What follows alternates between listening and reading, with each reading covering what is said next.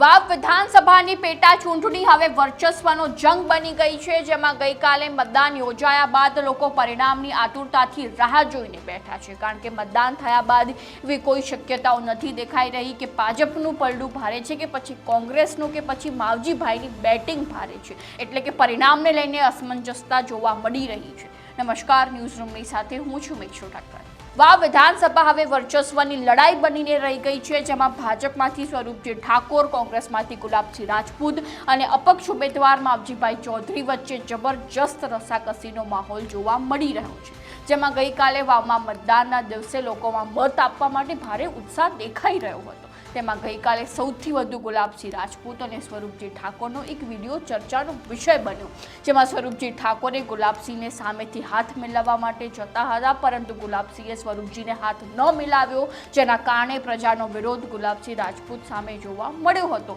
અને તેનો વિડીયો પણ સોશિયલ મીડિયામાં ખૂબ જ વાયરલ થયો અને તેના પર લોકોની જાતની અને ભાતની કમેન્ટ્સ આવી રહી હતી કે ગુલાબસિંહનો પાવર જ તેમણે હરાવશે અને હવે ગુલાબસિંહની હાર પાકી છે। અને હવે આ વાતાવરણ અને પરિસ્થિતિ જોઈને એક પ્રશ્ન ઉઠી રહ્યો છે કે શું ખરેખર ગુલાબસિંહ રાજપૂત હારી જશે તો શું થશે અને કયા પ્રશ્નો ઉઠશે, જેમાં પહેલો મુદ્દો એ છે કે આ ચૂંટણીના શરૂઆતના સમયમાં ગેનીબેન ઠાકોરે એવી જાહેરાત કરી હતી કે વાવમાં ઠાકોર ઉમેદવાર નહીં ઊભો રાખવામાં આવે અને તેમણે કોંગ્રેસ હાઈકમાન્ડને પણ વિશ્વાસમાં લીધા હતા કે તેઓ ઠાકોર સમાજના વોટને લાવવા માટે સક્ષમ છે અને આ નિવેદન બાદ જો ગુલાબસિંહ વાવ વિધાનસભા હારે છે તો તે હારનો ટોપલો સીધો ગેનીબેન ઠાકોર પર જ આવવાનો છે, જેમાં ગેનીબેને તેમની રાજકીય કારકિર્દી બચાવવા માટે વાવમાં ઠાકોર સમાજના ઉમેદવારને ન ઉતાર્યા અને તેમના કારણે જ કોંગ્રેસમાંથી વાવ બેઠક ગઈ। તેમજ બીજી બાજુ ગુલાબસિંહ પર પણ મોટો આરોપ લાગી શકે છે, તેમના આ અભિમાનના સ્વભાવને કારણે છેલ્લા સમયે આ બેઠક ગુમાવવી પડી। હવે બીજી બાજુ જો સ્વરૂપજી ઠાકોર આ બેઠક હારે છે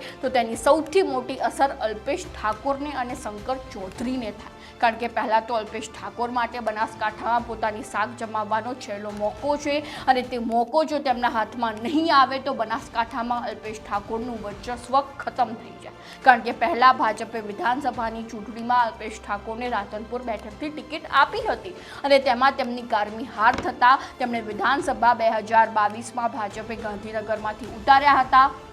અને ત્યારબાદ તેમની જીત પણ થઈ, એટલે કે રાધનપુર બેઠક જે ઠાકોરની વર્ચસ્વવાળી બેઠક છે તેમાં અલ્પેશ ઠાકોરની હાર થતાં આપણુંના ધજાગરા ઉડી ગયા હતા। એટલે કે 7 વર્ષ બાદ અલ્પેશ ઠાકોર માટે બનાસકાંઠામાં પોતાની શાખ વધારવા માટેનો મોકો આવ્યો છે અને આ મોકો જો હાથમાંથી નીકળી જાય અને કદાચ તેમની રાજકીય કારકિર્દી પર મોટી અસર પડી શકે છે। અને બીજી બાજુ સ્વરૂપજી ઠાકોરની હાર જો સંજોગો વસાત થાય છે તો તેની મોટી અસર વિધાનસભાના અધ્યક્ષ શંકર ચૌધરીની રાજકીય કારકિર્દી પર પણ પડશે, કારણ કે તેમના માટે પણ પોતાની રાજકીય કારકિર્દી સાચવવા માટેનો આ છેલ્લો મોકો છે, જેમાં પહેલાં તેઓ 2027ની વિધાનસભાની ચૂંટણીમાં વાવમાં ગેનીબેન ઠાકોરની સામે હારી ગયા ને ત્યારબાદ લોકસભા ચૂંટણી 2024માં તેમણે પોતાની પૌત્રી રેખાબેન ચૌધરીને મેદાને ઉતાર્યા અને તેમની સામે ગેનીબેન ઠાકોરની જીત થતાં શંકર ચૌધરીને નીચે જોવાનો વારો આવ્યો હતો અને તે સમયે એવા સમાચારો પણ ચાલી રહ્યા હતા કે ગેનીબેન ઠાકોરને જીતાડવા માટે ખુદ ચૌધરી સમાજે વોટ કર્યા,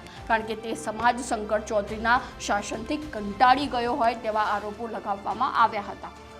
એટલે કે હવે શંકર ચૌધરી માટે આ બેઠક જીતવી ખૂબ જ જરૂરી છે અને આ બેઠક જો ભાજપ હારે છે તો શંકર ચૌધરીની રાજકીય કારકિર્દી અહીંયાથી સમાપ્ત થઈ જશે, જેમાં સ્વરૂપજી ઠાકોર પણ રાજકીય સંકટમાં આવી જશે, જેમાં ભાજપે આ વખતે બીજી વાર સ્વરૂપજી ઠાકોર પર વિશ્વાસ મૂક્યો છે કે ભાઈ વાવમાં તો ઠાકોર સમાજનો ઉમેદવાર જ જીતશે અને તેમાં પણ કોંગ્રેસે તેની સામે રાજપૂત સમાજનો ઉમેદવાર ઉતાર્યો છે અને જો ભાજપ આ બેઠક હારે તો વર્ષોથી બનાસકાંઠામાં જે રાજકારણ ચાલી રહ્યું છે કે વિધાનસભાની ચૂંટણી હોય કે પછી લોકસભાની, તેમાં ઠાકોર સમાજનો ઉમેદવાર જીતે છે કે રાજકારણ ઉપર મહોર લાગી જાય અને બીજી બાજુ ગેનીબેન ઠાકોરનું કદ પણ વધી જાય, એટલે કે ભાજપ માટે આ બેઠક જીતવી ખૂબ જ જરૂરી છે। ત્યારબાદ આપણે વાત કરીએ અપક્ષ ઉમેદવાર માવજીભાઈ ચૌધરીની, જેઓ ભાજપમાંથી બળવો કરીને ઉમેદવારી નોંધાવી અને ભાજપ માટે માથાનો દુખાવો બની ગયા, જેમણે 74 વર્ષની ઉંમરે પણ દિવસમાં 4 જનસભાઓ યોજી અને વાવમાં પોતાનું વર્ચસ્વ વધુમાં વધુ બનાવ્યું। જોકે તેઓ વાવમાં સ્થાનિક કક્ષાએ સક્રિય જોવા મળતા જ હોય છે અને તેમની પાસે ચૌધરી સમાજની મોટી વોટ બેંક છે, તેમજ અન્ય સમાજ પણ તેમને સહકાર આપે છે અને આ વખતે તેમણે સીધો પડકાર પ્રદેશ પ્રમુખ CR પાટીલ પાટીલ પર ફેંક્યો છે અને જો સંજોગો વસાત આ બેઠક માવજીભાઈ જીતે છે તો તેનો સૌથી મોટો આઘાત CR પાટીલને લાગશે અને ભાજપના ધજાગરા ઉડી જશે. તેમજ બીજી બાજુ વાવ બેઠક કોંગ્રેસનો ગઢ કહેવાય છે, તેથી જો બેઠક આ કોંગ્રેસના હાથમાંથી જતી રહે તો કોંગ્રેસ માટે પણ નીચું જોવાનો વારો આવી શકે છે. તો હવે જોવું રહ્યું કે આ બેઠકનો તાજ કોના સિરે જાય છે.